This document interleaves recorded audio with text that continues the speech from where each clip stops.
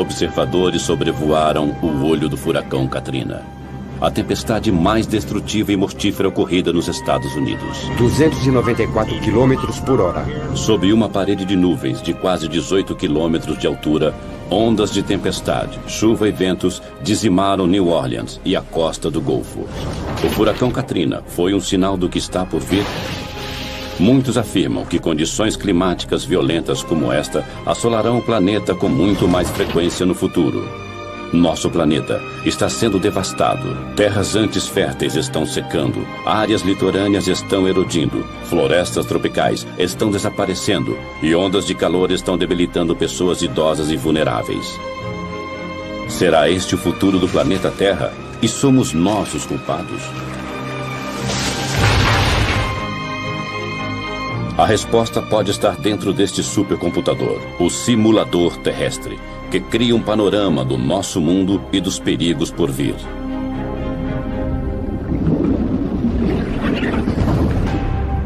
Terra 2100, a Terra em 100 anos. Começa a surgir um mundo onde o aumento das temperaturas cria uma série de problemas. Tempestades violentas, poluição e inundações litorâneas. De acordo com a análise dos cientistas, mais problemas estão por vir. Em 2100, o planeta Terra será um lugar bem diferente, a menos que nós comecemos a proteger nosso futuro.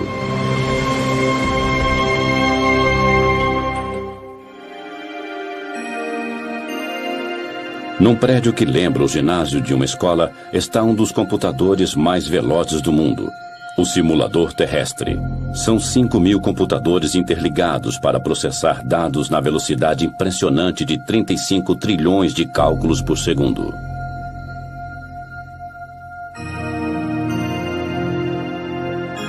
O supercomputador prevê padrões do clima e das condições climáticas. O simulador terrestre divide a atmosfera e os oceanos em milhões de setores e analisa a temperatura, o vento e as correntes oceânicas para criar um planeta virtual como a Terra.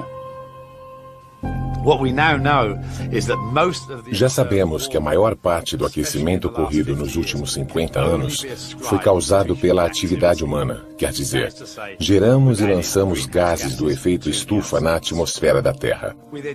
Nós pegamos esta informação e a inserimos em imensas simulações de computador. Podemos simular o que talvez acontecerá em várias partes do mundo nos próximos 100 anos.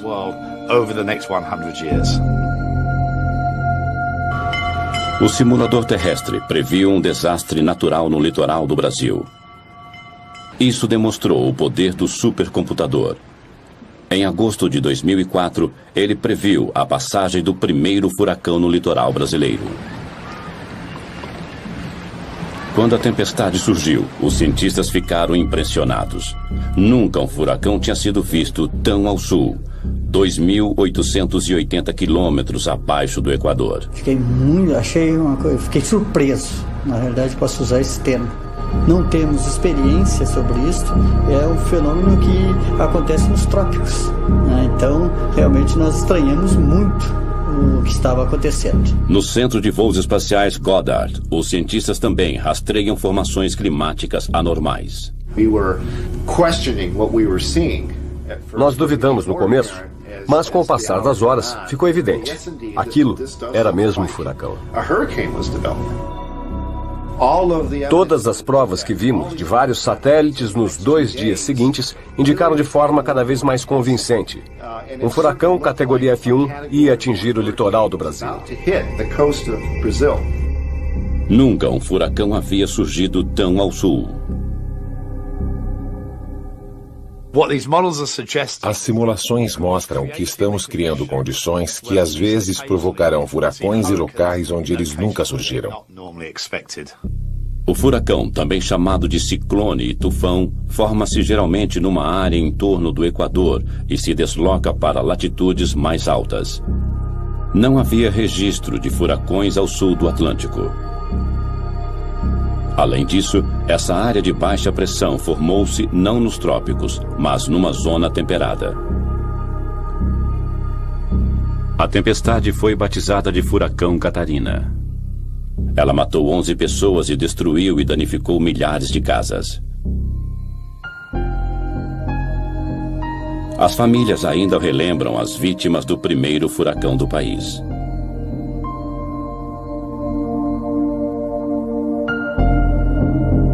Nas décadas que virão, o simulador terrestre prevê um aumento mundial de tempestades violentas e furacões de categoria F5. As tempestades são alimentadas pelas temperaturas em elevação. Na medida em que a superfície do mar esquenta, a evaporação aumenta e produz vapor d'água que alimenta a tempestade. Quanto mais umidade, maior a tempestade. Estes computadores imensos simulam a intensidade dessas tempestades violentas que surgirão com muito mais frequência. Uma simulação de computador mostra 2 tufões seguindo para o Japão em 2096. Parece que os 2 atingirão o litoral japonês, mas no último instante um deles desvia para o norte. O outro se choca contra a ilha de Shikoku com o mesmo impacto do furacão Katrina. A tempestade traria quantidades imensas de chuva, 60 centímetros em 48 horas. Uma combinação de ondas de tempestade e o transbordamento de rios inundariam as ruas da cidade e áreas vizinhas. Com ventos de 288 km por hora, as lojas e casas de Shikoku seriam dizimadas. Árvores imensas seriam arrancadas do chão durante o ataque impiedoso do tufão. Ninguém sairia ileso do bombardeio do tufão de categoria 5.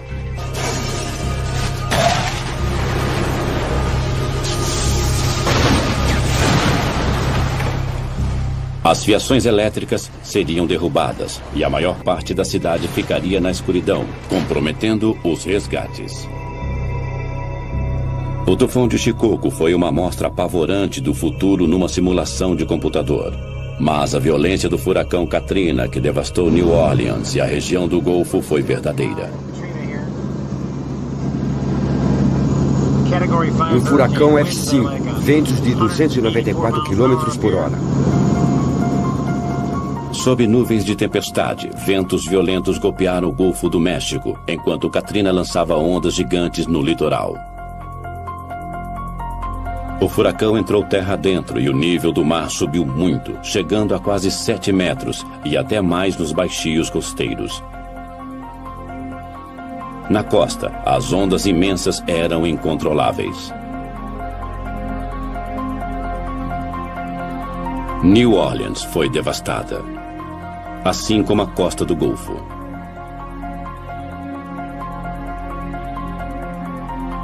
O furacão Katrina lançou uma trilha de destruição até onde os olhos podiam alcançar. Foi o pior desastre natural da história dos Estados Unidos. O Katrina deixou para trás milhares de sonhos destruídos. Foram quilômetros e quilômetros de destruição sem fim. Marie Fernandes relembra a destruição de sua casa. Foi uma onda gigante. Tudo foi destruído por aquela onda. Janelas, portas, tudo. Ela rugia como um monstro. Tinha água por toda parte e tudo começou a boiar. A tempestade e suas ondas mataram quase 2.000 pessoas. E uma área quase do tamanho do Reino Unido foi declarada zona de devastação. Para crianças e adultos, foi um teste de fé. Temos que começar de novo. É difícil, mas pelo menos acabou. A destruição foi mais grave em Biloxi, Mississippi. Os destroços retorcidos são testemunhas do poder devastador do Katrina. Fotos aéreas de uma ponte mostram o antes e o depois do furacão. As ondas destruíram casas a quase 2 quilômetros de distância da costa. Quando voltou ao local, Beth Matter ficou desolada. Você trabalha a vida toda e acha que está tranquilo, aposentado, mas ver o vento levar tudo.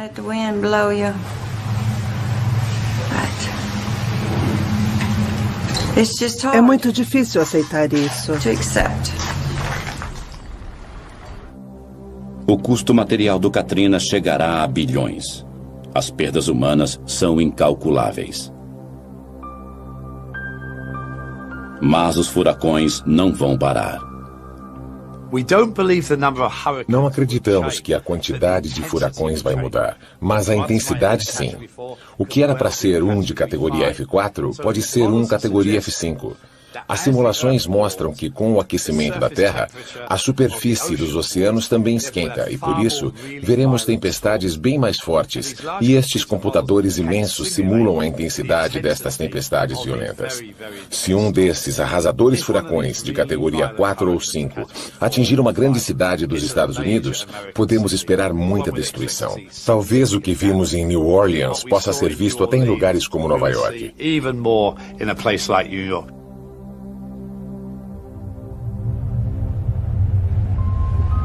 Autoridades federais e municipais analisam o poder de destruição de um furacão de categoria 5 e a tempestade que o acompanharia se chegassem a Nova York.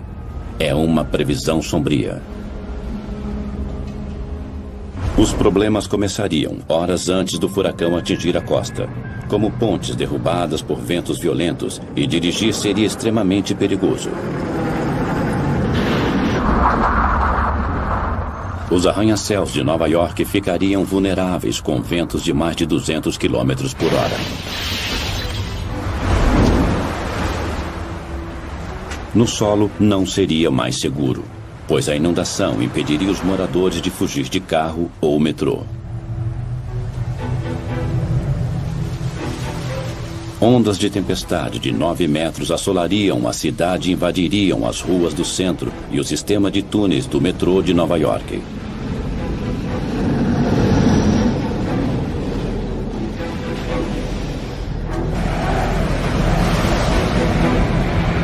As ondas inundariam o túnel Holland, uma rota importante para sair da cidade.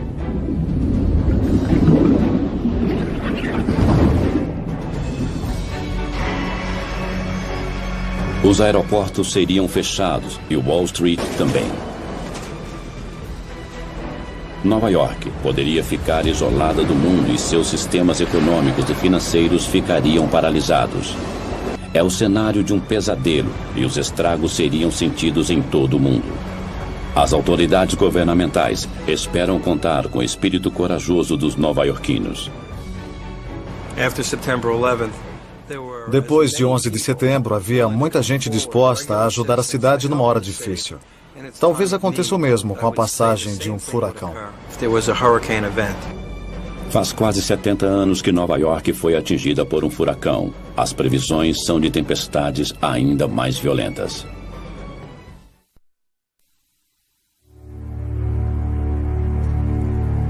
As ondas de calor são outro problema letal do aquecimento global. Desde a Revolução Industrial, o dióxido de carbono aumenta velozmente. As temperaturas globais subiram cerca de 9 graus e a previsão é de que esquente ainda mais. Nos próximos 100 anos, no ano 2100, a Terra aquecerá de 1,4 graus até 5,8 graus Celsius. A temperatura poderia subir acima de 50 graus. Em alguns locais, as temperaturas elevadas serão uma ameaça à vida. Em agosto de 2003, Paris sofreu com uma intensa e mortífera onda de calor. 10 dias de calor escaldante com temperaturas de mais de 35 graus Celsius. Naquele verão, a França ficou totalmente seca. E em agosto, a zona quente de alta pressão que fica normalmente sobre o norte da África deslocou-se e assolou toda a França e grande parte da Europa. O calor permaneceu no continente por mais de 10 dias. O clima seco e quente criou uma onda de calor fatal.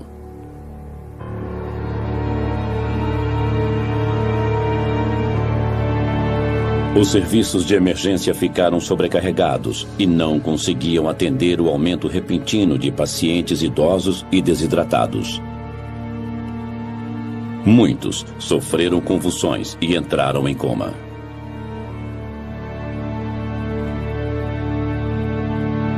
Surchargé, étouffé, j'imagine. O hospital ficou sobrecarregado. A pressão era inacreditável, não sabíamos contra o que estávamos lutando. Os pacientes morriam sem parar. Era um campo de batalha.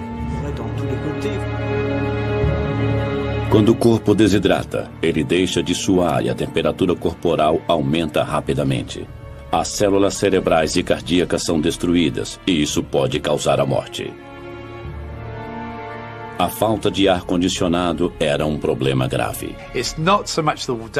A temperatura não subia apenas durante o dia, subia à noite também. E se você não tivesse ar-condicionado, o corpo não conseguia esfriar à noite. Por isso, muitas pessoas morreram.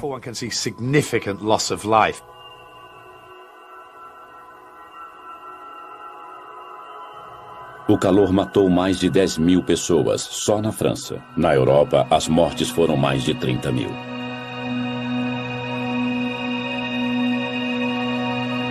O simulador terrestre prevê um aumento global nas mortes causadas pelo calor nas décadas futuras.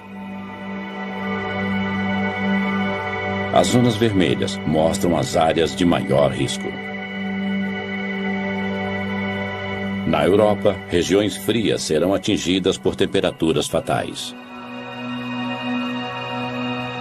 A previsão mostra que temperaturas mortíferas podem também atingir China, Japão e o resto do leste da Ásia. O Dr. Larry Kalkstein, da Universidade de Delaware, usa as informações do supercomputador para calcular mudanças futuras nas mortes urbanas devido a ondas de calor. Em Tóquio, as mortes podem aumentar 2,5 vezes em 50 anos. Após 100 anos, as mortes poderão aumentar 11 vezes. Em Londres, esse aumento chegará a 47 vezes em 2100, e em Nova York haverá 43 vezes mais mortes causadas pelo calor no mesmo período. Os cálculos das 6 maiores cidades do mundo mostram um grande aumento nas mortes causadas por altas temperaturas nos próximos 100 anos. Os resultados foram mais devastadores nas cidades ao norte, regiões frias atualmente. Perto da linha do Equador, poucos morreriam pelo calor, porque o calor é o mesmo todo dia. É quente, mas é igual. Mas Tóquio, Nova York, Toronto e Paris são locais mais vulneráveis, porque num dia pode fazer 35 graus e no outro pode fazer 20 graus. As pessoas não estão acostumadas, a estrutura urbana não está preparada. As casas não são adaptadas para isso.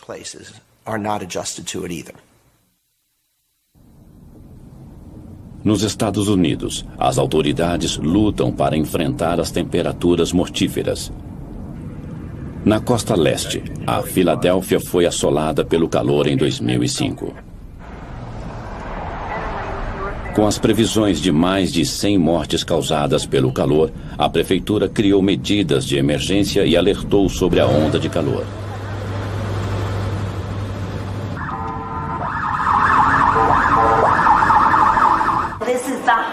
É o dia mais quente do ano que, com a alta umidade, produzem uma combinação perigosa. Eu sou Lori. A televisão e o rádio alertavam sobre as altas temperaturas. 36 graus, o dia mais quente do ano. O Departamento de Saúde Pública da Filadélfia criou uma linha exclusiva para orientar as pessoas a sobreviverem ao calor. É pagar a conta ou comprar um ar-condicionado. As janelas estão abertas? Não tem nenhuma janela aberta? Beba muita água. Se tiver algum problema, ligue de novo. Mandaremos uma enfermeira. 700 voluntários do Departamento de Saúde patrulharam a cidade. Eles visitavam cidadãos idosos e outros em risco para checar seu estado. Está quente, mas eu estou bem. Olá, como você está? Estou passando roupa. O ar-condicionado está ligado? Está. Ótimo. Eu vim saber se você está bem. Falo com você depois. O esforço valeu a pena. 12 pessoas morreram, embora as autoridades tivessem previsto mais de 100 mortes. Os esforços da cidade de Filadélfia salvaram vidas. Mas as grandes cidades não são as únicas a enfrentar o calor devastador. As temperaturas elevadas destroem plantações, pastos e florestas tropicais. As mudanças climáticas estão afetando a vida e o plantio em muitas partes do mundo. Uma viagem até a China mostra como as mudanças climáticas estão afetando regiões da Ásia. Esta área era uma planície verde, mas o superpastoreio está transformando a paisagem num deserto, e os cientistas estão alarmados porque o aquecimento global está acelerando o processo.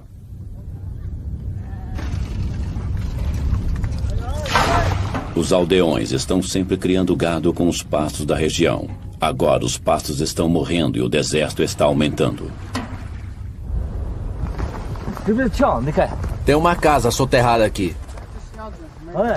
Aqui era um cercado de ovelhas. Esse estilo de vida está mais ameaçado a cada ano com o avanço dos desertos, que soterram casas e localidades essenciais para eles. Só levou 7, 8 anos para ficar assim. Essa parede está bloqueando a areia. Não posso usar o lugar, mas não posso demoli-lo. A combinação do mau uso da terra e de um mundo cada vez mais seco e quente são um desastre para os moradores daqui. As perdas aumentam. A terra fica mais árida, fica infértil. As pessoas saem do campo para cidades que já estão com problemas de superpopulação. Não são só os pastos que estão morrendo. Do outro lado do mundo, as florestas tropicais brasileiras estão desaparecendo. A água e a vegetação interagem para formar o ecossistema rico da floresta amazônica. Atravessando a floresta está o maior rio do mundo em volume de água, o Rio Amazonas. Em agosto e outubro de 2005, houve uma estação de seca recorde e o mundo viu uma amostra de como o Rio Amazonas pode ficar daqui a 100 anos. Este curso d'água poderoso, que atinge quase 10 quilômetros de largura em alguns trechos, literalmente secou. O verde claro é grama. Ela cresceu no leito exposto do rio. Em alguns pontos, o nível da água caiu absurdamente, entre 5 e 10 metros.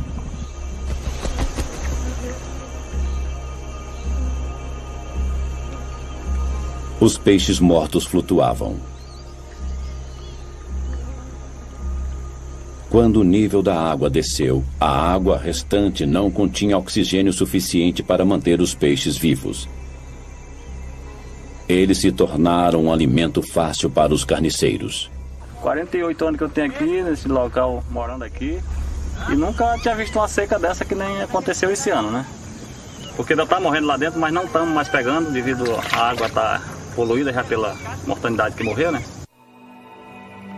A seca rigorosa foi atribuída às estranhas temperaturas quentes na superfície do Oceano Atlântico. Geralmente, o ar que suga a umidade das águas do Atlântico paira sobre a bacia do Amazonas e atinge a Cordilheira dos Andes. Na medida em que o ar sobe, as nuvens se formam e despejam a umidade em forma de chuva. A chuva evapora para formar mais nuvens novamente e o ciclo continua. Mas em 2005, as altas temperaturas da superfície do oceano aqueceram o ar, criando uma corrente de ar ascendente sobre o Atlântico. A corrente de ar ascendente formou nuvens no local. Elas caíram em forma de chuva sobre o oceano. O ar seco se espalhou. O resultado: o Rio Amazonas ficou coberto por uma corrente de ar seco descendente. Isso quebrou o ciclo e impediu a queda da chuva. O simulador terrestre prevê que, com o aquecimento da Terra, as águas dos oceanos da América do Sul ficarão ainda mais quentes. A corrente de ar descendente de 2005 poderia se reproduzir sem parar, levando à aridez. A bacia do Amazonas secaria. Que efeito isso teria sobre a floresta tropical amazônica? O Dr. Peter Cox, do Conselho de Pesquisa Ambiental Natural na Grã-Bretanha, realizou uma simulação da floresta amazônica no ano de 2100.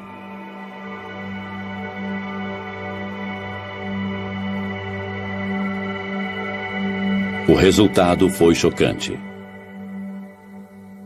A simulação mostra as mudanças nas florestas, numa área que inclui a floresta tropical amazônica. Na segunda metade deste século, a terra secará e desertos surgirão. As florestas começarão a desaparecer a partir da foz do rio Amazonas. Em 2100, 2/3 da floresta terão sido destruídos. No lugar da floresta, haverá um deserto vasto maior que a Península Árabe. A simulação não inclui desflorestamento feito por humanos. É um desflorestamento indireto causado pelo aquecimento global e mostra que o efeito estufa é uma ameaça tão grave quanto o desflorestamento direto. A simulação mostra como a desertificação do rio Amazonas ocorrerá. Haverá pouquíssima chuva, por isso as plantas não terão água suficiente. Muitas árvores definharão. Depois que uma área secar, isso acelerará o efeito em outras áreas. Um matagal de savana vai surgir. Depois ele se tornará grama. Na medida em que o clima secar, nem a grama resistirá. Em 2100, o poderoso rio Amazonas estará ressequido e se tornará uma extensão do deserto. A seca também é um problema no sul da Espanha. Em julho de 2005, os fazendeiros foram às ruas para exigir mais água para suas fazendas.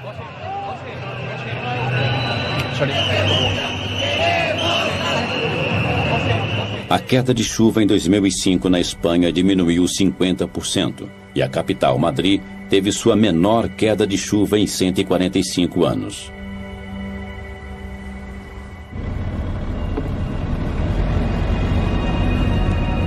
No sul da Espanha, a província de Múrcia é conhecida por suas frutas e vegetais. À primeira vista, este pomar de pêssegos parece verde.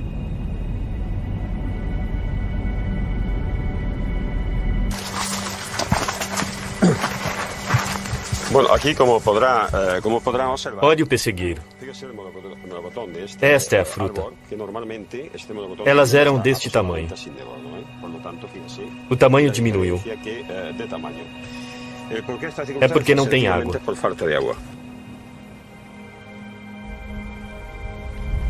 E não são só as frutas. A mesma seca histórica também foi um golpe duro para a produção de grãos. No cinturão de grãos da Espanha, a queda de chuvas foi apenas 1/3 da média.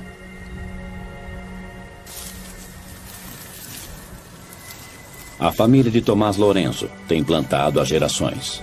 E o trigo sempre foi um alimento importante nos 90 hectares da fazenda.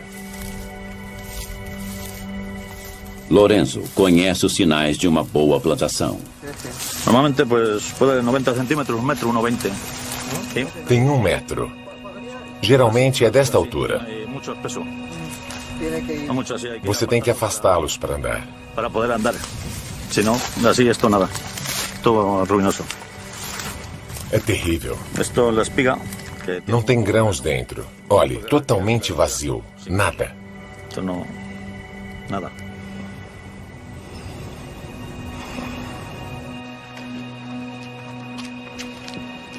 Este é o celeiro de Lourenço. Antes ele ficava cheio de grãos até o teto. Este ano, a colheita foi menos de 5% do padrão normal. As perdas chegaram a $70 mil. Se a seca continuar, está acabado para os fazendeiros. Não podemos suportar isso. Não poderíamos suportá-lo.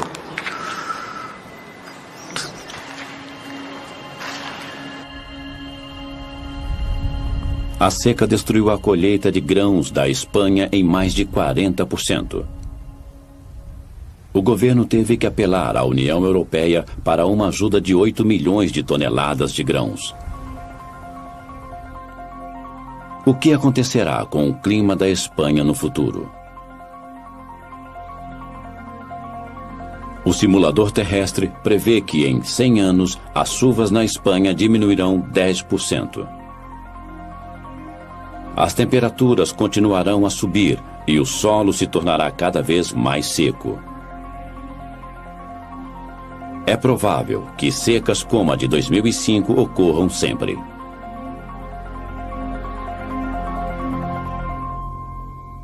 A falta de água tem sacrificado a produção agrícola em todo o mundo.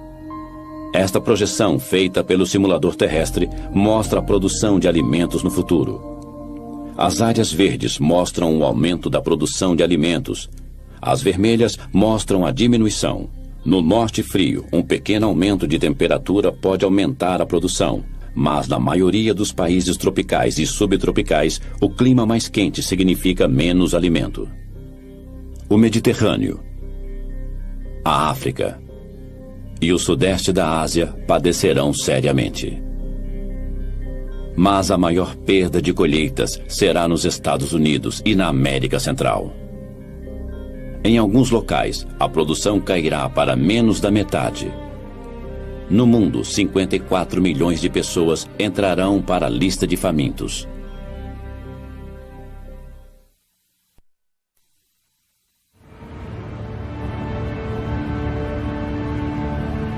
Em Kaohsiung, Taiwan, há uma guerra. Um exército de inspetores de saúde está no ataque, e as redes de borboletas são as armas. O inimigo é uma espécie de mosquito africano que carrega o vírus mortífero da dengue, e o aquecimento global é aliado do inseto. Como algo tão pequeno pode ser tão letal?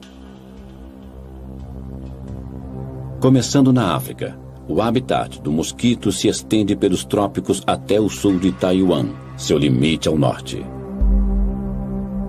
O vírus da dengue provoca a febre da dengue. Quando os mosquitos infectados picam as pessoas, o vírus penetra no corpo. Os infectados sofrem erupções cutâneas e uma febre de quase 40 graus.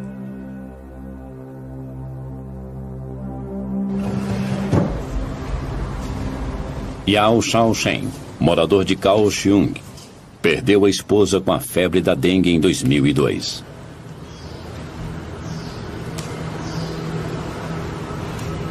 Ela já havia contraído a febre da dengue 3 anos antes.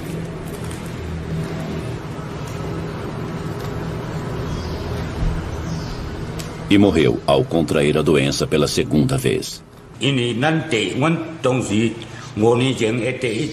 A minha mulher teve a febre antes, mas não foi grave. Nunca pensei que ela morreria na segunda vez.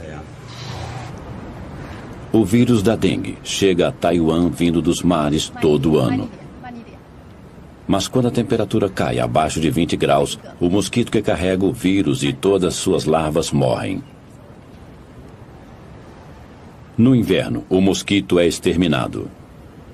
Mas agora, os hóspedes indesejáveis estão ficando por mais tempo.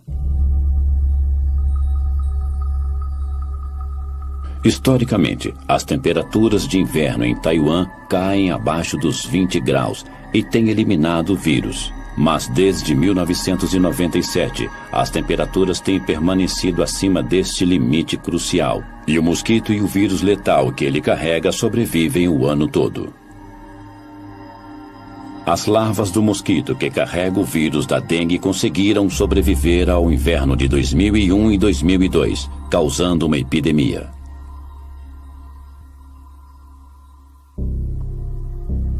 Este mapa oficial mostra a extensão da epidemia de dengue disseminada pelo mosquito. Ela está restrita ao sul da ilha, perto da cidade de Kaohsiung, mas as autoridades estão apreensivas, pois há outras áreas em risco. Para prevenir que a infecção se espalhe na cidade de Kaohsiung, sempre que um caso é confirmado, uma exterminação em grande escala do mosquito é realizada. Esta dedetização é feita em 10.000 casas. A aplicação de pesticidas é feita dentro e fora das casas.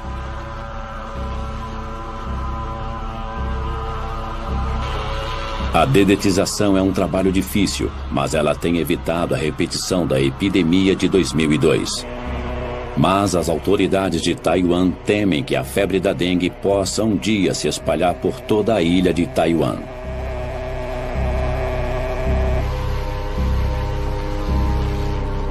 Não é só um problema de Taiwan. O aquecimento global está criando novos locais de reprodução deste vírus. A dengue é uma doença grave. Metade da população do mundo estará em risco em 2080.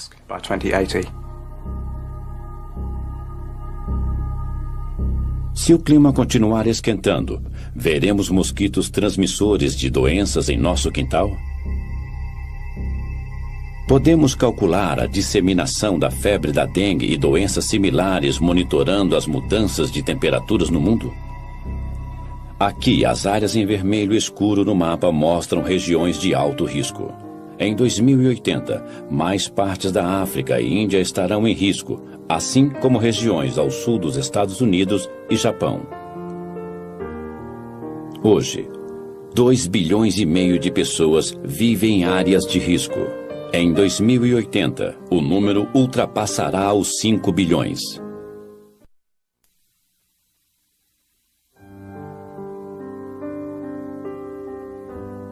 De acordo com o simulador terrestre, as temperaturas mais altas também afetarão as calotas polares.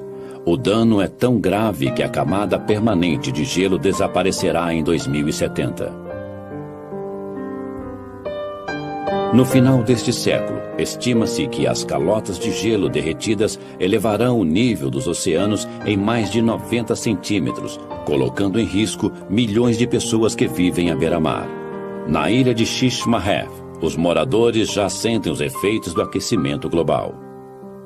Localizada no litoral do noroeste do Alasca, esta ilha estreita tem cerca de 5 quilômetros de extensão e apenas 600 moradores. A maioria dos moradores é de indígenas norte-americanos que vivem da caça e pesca. Hoje, eles procuram um novo lugar para viver. Nos últimos anos, o litoral diminuiu drasticamente devido à erosão e muitos moradores perderam suas casas.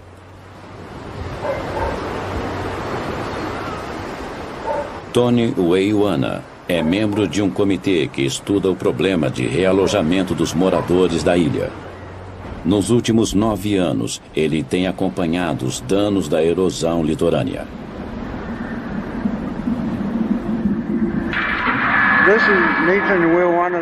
Esta é a casa do Nathan Weiwana, que caiu no mar numa tempestade uns dias atrás. O solo sob a casa foi devastado pelo mar. Depois que o solo congelado é exposto às ondas, a água o vai destruindo e alguns dias depois o solo derrete e a casa desaba. Uma fotografia aérea de 1995 mostra a localização da casa em vermelho antes de ser destruída. A ilha continua encolhendo, enquanto as terras são engolidas cada vez mais pelo oceano.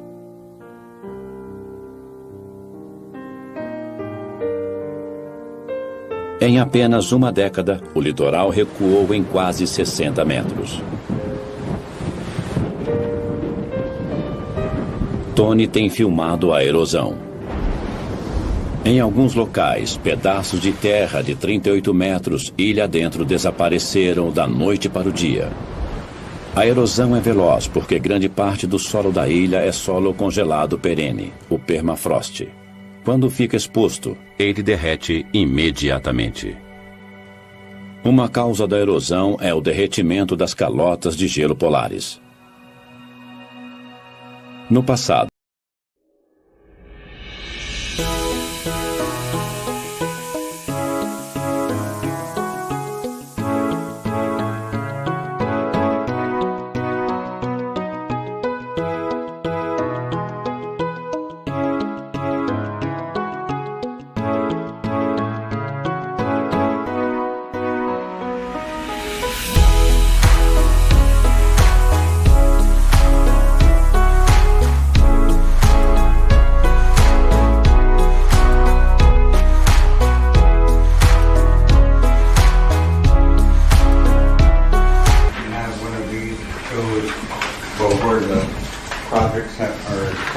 Os moradores da ilha de Sharm el-Sheikh têm analisado o problema da erosão inúmeras vezes.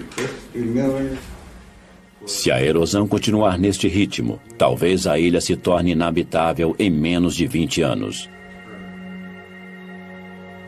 Eles tomaram uma decisão.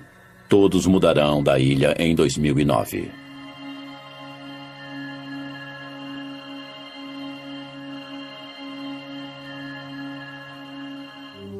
Eles não querem conflito com outras comunidades. Querem evitar isso a todo custo, mudando para outra cidade. Nunca os moradores tiveram que enfrentar uma provação dessas.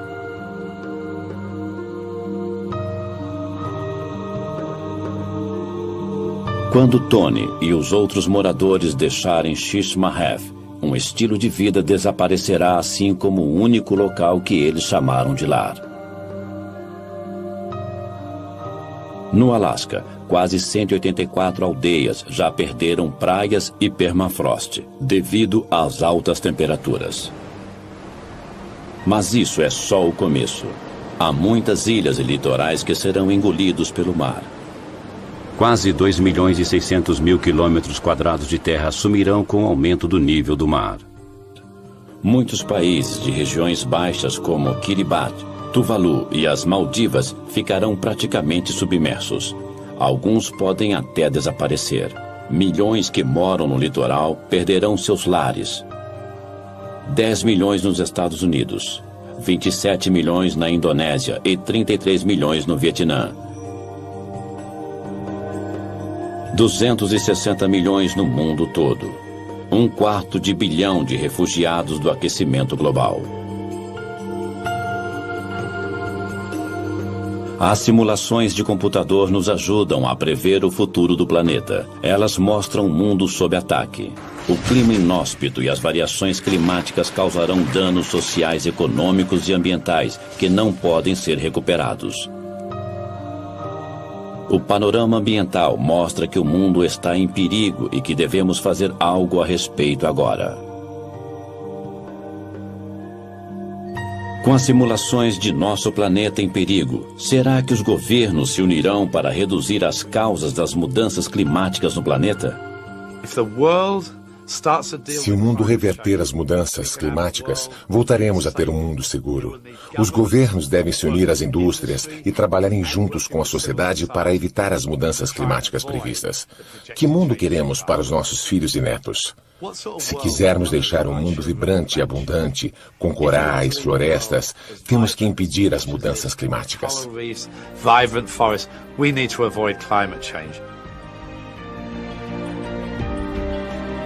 A raça humana tem a sabedoria para salvar o mundo? Enquanto o debate continua, as temperaturas continuam subindo, nos levando a um ponto onde não